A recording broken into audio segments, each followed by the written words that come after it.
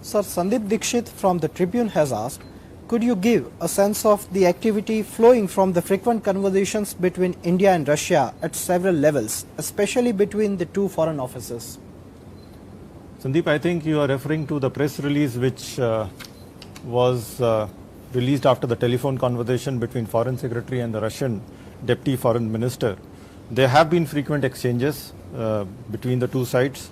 Prime Minister and President Putin, you would recall, had spoken on the 2nd of July when Prime Minister congratulated him on the successful national vote on constitutional amendments in Russia. Then in the last week of June, Raksha Mantri had visited Moscow.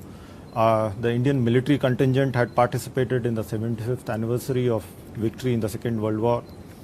Well, of course, yesterday when Foreign Secretary and Deputy Foreign Minister spoke, they took stock of all these recent exchanges, and the idea is, of course, to keep the momentum of these regular exchanges going on in this form, because in view of the COVID situation, we have been unable to have visits, but there is a full calendar of forthcoming high-level exchanges between the two sides.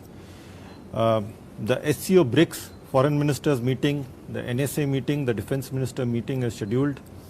Of course, we have the annual bilateral summit coming up in October when President Putin is expected to visit India. Also, as a part of these conversations, regional and international issues of interest have also been discussed.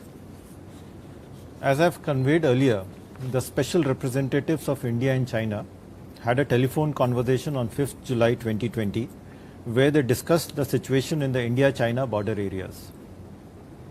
The two special representatives had agreed that early and complete disengagement and de-escalation and full restoration of peace and tranquility in the border areas. See, we haven't received any communication from the government of Pakistan in this regard.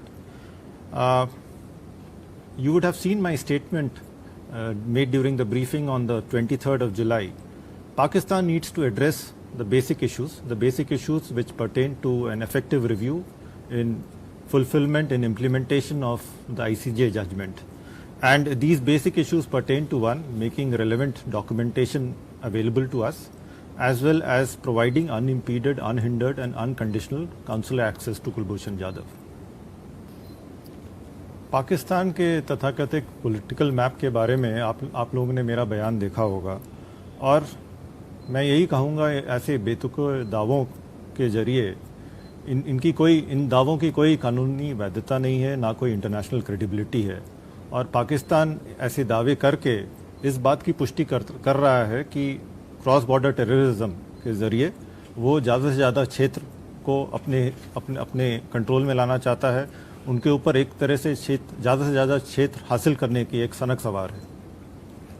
The SCO BRICS meet, which was scheduled in July, which was last month, has been postponed. So we are awaiting the new date. I believe the postponement is because of the COVID situation, and the new dates will be decided based on the COVID-19 situation in the participating countries. And we are awaiting these dates. Once we hear these dates, we will look forward to our participation. See, regarding the letter from the chairman and ranking member, I think this letter reflects a strong bipartisan support for India in the US. Regarding the specific issue that you refer to, there have been several positive changes in the UT of J&K over the past 1 year, whether be it in terms of ensuring good governance or socio-economic development or developing justice to disadvantaged sections of the population. Elections have been held to block development councils in October 2019. The first ever Khelo India Winter Games were held in March 2020. Schools have been reopened. New educational facilities are being established. Provision of better health care, new health care facilities are coming up. Infrastructure development has taken place. Long pending projects have been completed. So all this certainly reflects return to complete normalcy. And we continue to be engaged with and brief our interlocutors, including the Congress in this regard, and we'll be happy to brief the congressmen. हमारे ambassador अन्य देशों में अपने इंटरलॉक्यूटर्स से मिलते रहते हैं, उन्हें ब्रीफ करते रहते हैं इस बारे में, और ख़ासकर इस ब्रीफिंग में जम्मू कश्मीर के यूनियन टेरिटरी में पिछले 1 साल में जो आर्थिक और सामाजिक बदलाव हुआ है, जो विकास और प्रगति हुई है, इसके बारे में उनको बताया जाता है। और हमारे सरकार ने जो महत्वपूर्ण कदम उठाए हैं, जो कि मैंने अभी बताया, शिक्षा के क्षेत्र में, स्वास्थ्य के क्षेत्र में, इंफ्रास्ट्रक्चर डेवलपमेंट के क्षेत्र में और अन्य क्षेत्रों में, जिससे कि आम नागरिकों के जीवन में जो बदलाव आया है, उसके बारे में कंटिन्यूस ब्रीफिंग दी जाती है। और हमारे एम्बेसडर जो है इसमें अपने इंटरलोक्यूटर से मिलते रहते हैं, उन्हें ब्रीफ करते रहते हैं। The lower jirga is a highly respected traditional consultative body of Afghanistan and their meat is an issue internal to Afghanistan. Our policy, of course, is very consistent in the support of the government of Afghanistan. As regards briefings, you would recall Prime Minister and President Ghani had a telephone conversation on the 3rd of August. Our ambassador in Kabul is in touch with the leadership there and he is being briefed on all relevant matters. We have also been briefed by other interlocutors who are part of this process. We continue to be in constant touch with the UK side with regards to early extradition of Vijay Mallya to India. We have sought an assessment of the extent of damage from the Lebanese government, and based on that we will decide the kind of assistance, the nature of assistance that we will extend to them. You would also recall that there was a tweet from our embassy. There have been no reported casualties amongst the Indian community there. There have been 5 minor injuries which have been reported. Our embassy is in touch with the community associations and it is extending all necessary assistance.